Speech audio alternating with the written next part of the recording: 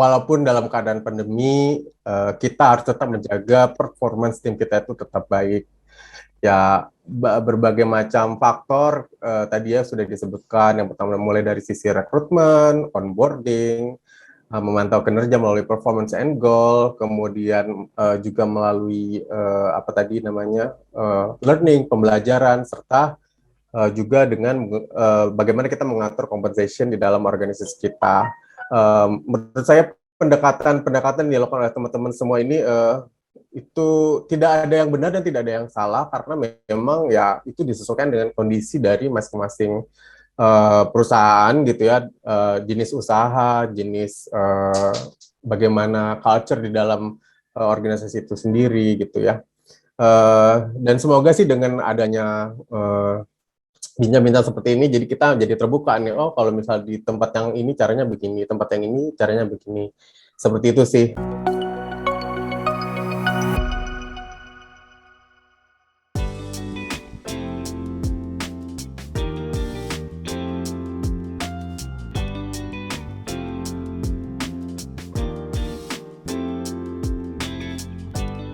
Bapak Ibu semuanya, salam kenal ya, saya Randy Redianta nih, ada Pak Randy Suwardi juga, nanti berbeda gitu ya.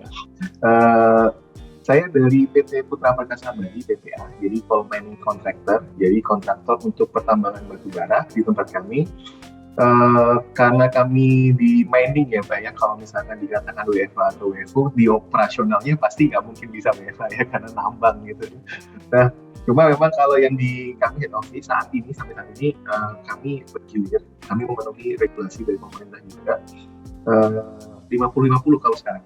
Jadi kemarin habis 75-25 gitu ya, yang 25% masuk, yang 75 WFH gitu ya. Kalau sekarang karena sudah turun level dan sebagainya, kita sudah sampai bisa ke 50-50 karena kami support di bidang energi ya. Jadi ada izin bolehlah untuk beroperasi, support kantor di head office-nya. Kebetulan saya hari ini sedang WFH juga, WFO di kantor. Cuma kalau saya jamnya selang-seling, kadang seminggu bisa 2 kali, kadang 3 kali, atau tim pengaturan sama tim.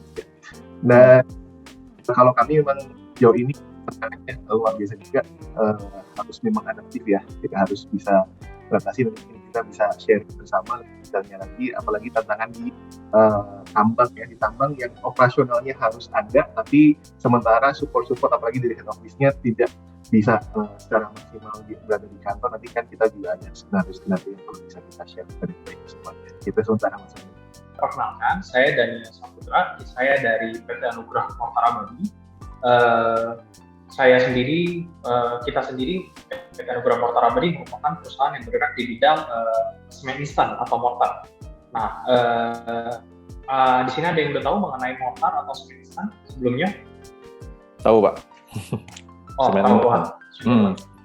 Nah, biasanya jarang soalnya kalau saya ketemu kandidat gitu atau orang baru, biasanya jarang ada yang tahu mengenai semen instan atau mortar.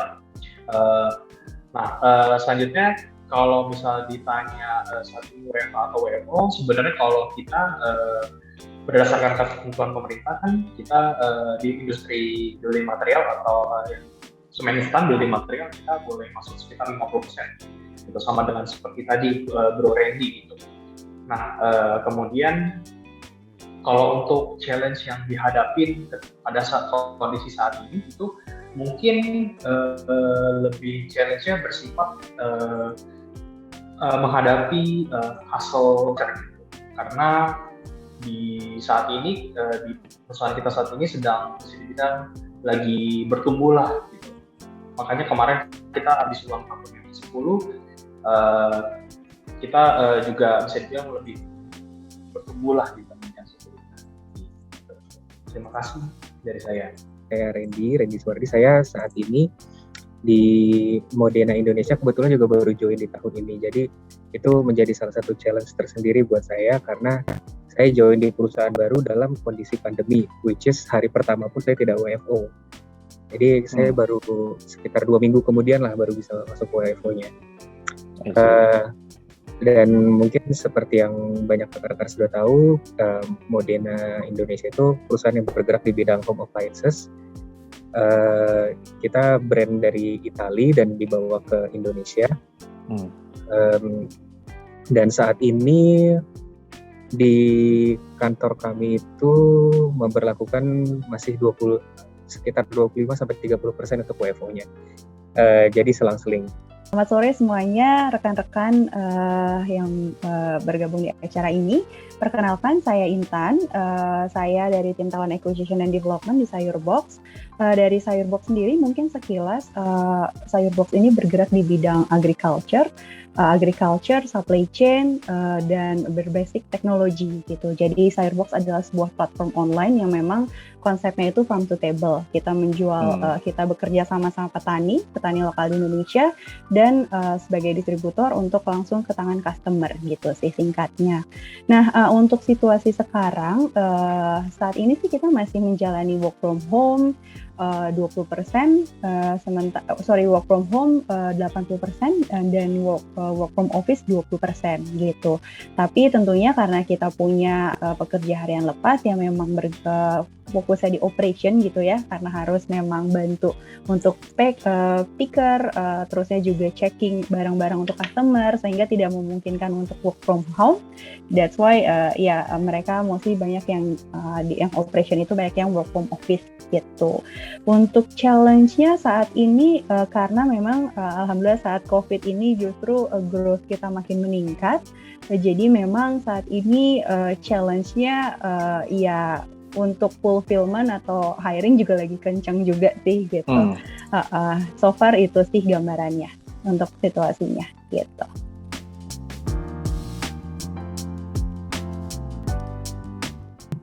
Rekrutmen di kita mungkin sama juga kayak Mbak yang di Sayurbox tadi, kita juga lagi kencang sih alhamdulillah, dan dari secara di pandemi ini juga kita nggak terlalu terimpact secara performance company-nya, jadi emang untuk rekrutmen belum dibatasi sampai saat ini. Dan kendala di pandemi memang tentunya banyak perubahan yang terjadi ya. Jadi dari awalnya tuh kita harus kontrak signing tatap muka, dan itu bersama dengan Human Capital Business Partner dan kandidatnya.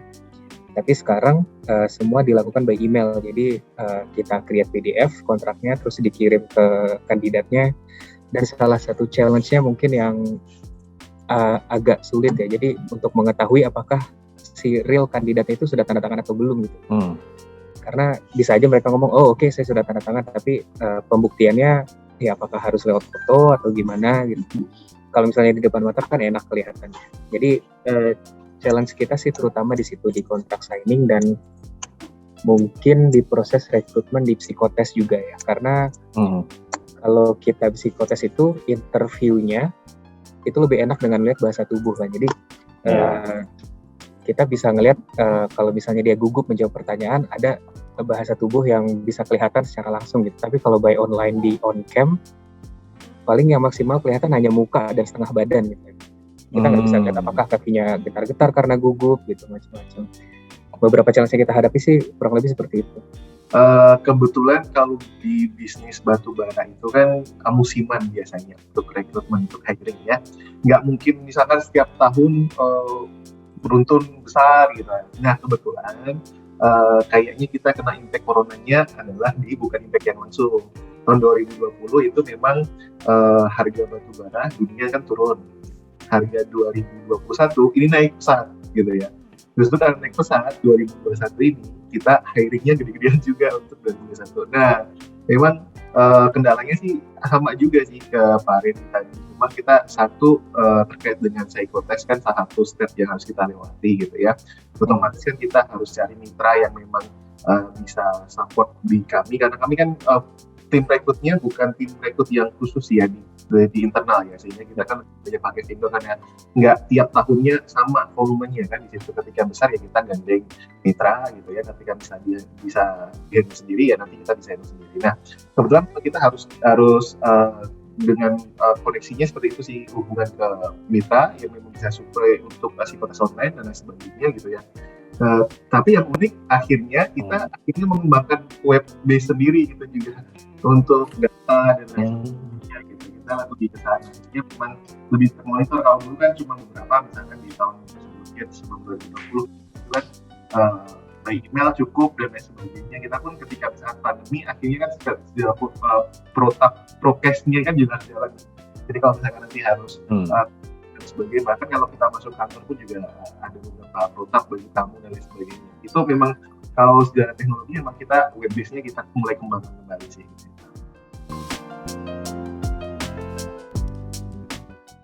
Saat pandemi awalnya ini sebagai challenge juga ya untuk onboarding. Rasanya kalau di hari pertama HR nggak nge-guide new employee, sepertinya ada rasa gimana ya, responsibility yang agak merasa kurang responsibility-nya gitu.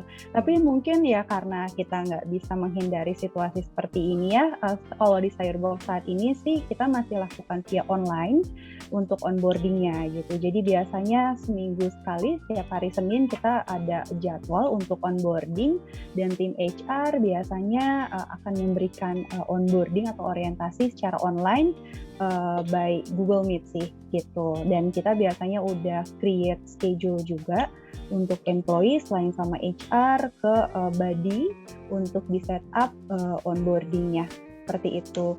Dan paling biasanya sih di hari pertama itu kita kasih flow schedule untuk serah terima aset, termasuk juga seperti seragam, terus employee kit gitu di hari pertama itu dilakukan terpisah, jadi nggak langsung brok satu orang satu rombongan gitu, tapi udah kita schedulein untuk hari ini di jam segini ketemu sama PIC-nya di company kami untuk memberikan aset handover-nya. Seperti itu sih Pak. Karena proses onboarding ini bisa bicara pengalaman pribadi saya juga sebenarnya. Jadi pas kebetulan juga tahun ini ya emang proses onboarding untuk kelengkapan dokumennya kita itu semua by email. Jadi pengiriman dokumen-dokumen ya either kita scan, kita foto, kirim email ke rekruternya. Terus untuk penyerahan perlengkapan kerjanya, waktu itu juga saya ngambil sendiri di kantor dan tidak ketemu sama PIC-nya. Jadi PIC-nya bilang ini ada laptopnya, titipin di lobby ya, nanti ambil aja atas nama Randy Suwardi. Ya udah saya datang dan hari itu juga langsung disuruh pulang lagi, nggak boleh masuk kantor juga. Dan itu juga hari pertama saya masuk, jadi ya kerjanya cuma ngambil laptop udah gitu loh, baru kerja di besoknya. Kurang lebih kayak gitu. Recruiting dan onboarding ya tentu saja semua perusahaan terdampak ya dengan adanya pandemi ini. Jadi ada proses-proses di mana yang biasa kita lakukan secara offline gitu ya. Mau tidak mau sekarang kita akan ganti switch menjadi online gitu. Akan lebih baik lagi kalau misalnya suatu perusahaan itu sudah punya satu sistem yang bisa diakses secara online gitu ya. Baik oleh calon pekerja maupun oleh rekruter ataupun tim onboarding dalam satu organisasi, di mana untuk penyerahan dokumen itu terdigitalisasi, jadi tidak ada lagi kontak fisik. Paling yang memang perlu dibutuhkan untuk kontak fisik adalah berbagai macam hal yang memang sifatnya fisik ya, seperti fasilitas gitu, seperti alat kerja, laptop, mungkin kalau harus ada seragam, kemudian kalau misalnya ada badge dan seterusnya. Kan lebih baik lagi kalau kita punya sistem yang bisa men-track semua itu, jadi data-datanya itu tidak tersebar kemana-mana, karena ketika kita misalnya membutuhkan data-data tersebut, kita tinggal pakai dan bisa diintegrasikan dengan sistem lainnya. Kalau misalnya kita ngomong recruiting, itu kan datanya nanti akan masuk ke dalam employee record keeping kita ya, kemudian beserta data-data yang dimasukkan melalui onboarding.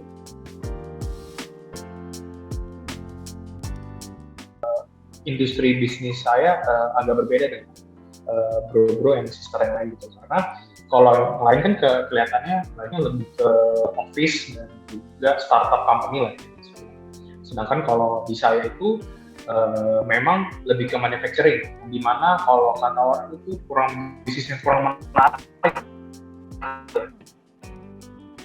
Bahkan apalagi dengan contohnya bisnisnya Bro Randy, itu kan bisnis yang berbeda, sangat jauh berbeda gitu. Kalau ditanya dengan learning seperti apa, sebenarnya memang saya biasanya membedakannya itu di dua jenis. Gitu. Yang pertama, kita kalau ngurusin teman-teman yang ada di pabrik, itu teman-teman yang ada di operator, dan juga teman-teman yang ada di office. Nah, sebenarnya kalau untuk teman-teman yang di office, semenjak pandemi ini justru menurut saya jauh lebih mudah karena kan banyak akses webinar yang bisa diakses gitu, sehingga sebenarnya kan itu mempermudah saya untuk mendevelop teman-teman gitu. Nah, tapi kalau ditanya gimana cara menentukan yang tepat sasaran atau tidak, nah memang kalau kita itu biasanya saya itu akan sebar yang namanya TA training analysis every setiap ganti tahun lah. Mungkin bapak-bapak dan bro-bro yang sister analysis kan melakukan hal yang sama gitu, PNA di awal tahun, kemudian kita rekap PNA dan kita lihat. Nah, dari sana biasanya saya akan mulai mencari alur training yang sesuai gitu. Kalau untuk yang tim office gitu, dan dari sana pun biasanya saya akan coba cari kalau udah ketemu vendornya, saya lihat dulu modul materi trainingnya seperti apa gitu, dan kemudian apakah ini sesuai dengan kebutuhannya kita. Nah, kemudian kalau untuk yang teman-teman di plant pabrik gitu ya terutama, kalau mereka sih memang trainingnya itu tidak baik dan tidak akan berubah rata-rata setiap tahunnya. Karena kalau untuk yang di pabrik biasanya saya lebih menekankannya pada SOP, ya, instruksi kerja. Nah kemudian kalau di kita ini kan kita banyak fokusnya di budaya Jepang. Toyota Manufacturing System, ketika saya bikin materi, saya nggak akan jauh-jauh dari TMS tersebut, dan kalau misalnya saya butuh expert, saya bisa ngundang yang lebih expert gitu sih Pak. Kalau dari Sayurbox sendiri untuk saat ini kita lebih berdasarkan ini ya, gap competencies. Jadi biasanya dari hasil performance review kita petakan apa aja kompetensi yang masih belum fulfill gitu. Nah dari situ adalah jadi basic kita untuk melakukan training gitu. Nah training yang sudah dilakukan Sayurbox sendiri biasanya ada 2 sih Pak Ivander. Biasanya kita bisa di di tahap mentoring, jadi dari internal Sayurbox yang memang expertise di bidangnya untuk jadi mentor ke semua all employee Sayurbox gitu. Jadi salah satu employee yang memang expertise di bidangnya memberikan penjelasan, mentor atau sesi sendiri gitu. Dan yang kedua sama seperti Pak Daniel, kita mendatangkan expertise di bidangnya gitu. Nah biasanya itu kita selalu brainstorm setiap bulan untuk materi-materi atau skills apa yang mau kita bawakan di setiap bulannya. Jadi memang sudah rutin untuk people development-nya, setiap bulan kita selalu adakan training gitu. Tadi ditanya terkait dengan recruiting sama development-nya, ya kami lebih garuk-garuk kepala yang development sebenarnya. Karena kan dalam artian memang kalau di tambang, kami di head office aja sedikitnya Mas ya, kalau di head office masih bisa tercover lah, cukup kan mungkin lebih banyak ke behavioral development ya, lebih ke situ ya. Cuma kalau yang di tambang kan kami harus komplit, ada regulasi dan sebagainya, jadi ada beberapa persyaratan sertifikasi yang harus didapatkan oleh karyawan yang di level tertentu, itu kan harus comply ya terhadap SDM gitu. Nah ini menarik sekali sebenarnya di kami, apalagi kalau calon mekanik atau operator yang harus pegang unit atau alatnya masing-masing gitu ya. Tapi memang kita harus coba arrange dengan sedemikian rupa. Bahkan tim kami kan ada PPA Academy, ini juga melakukan sertifikasi gitu.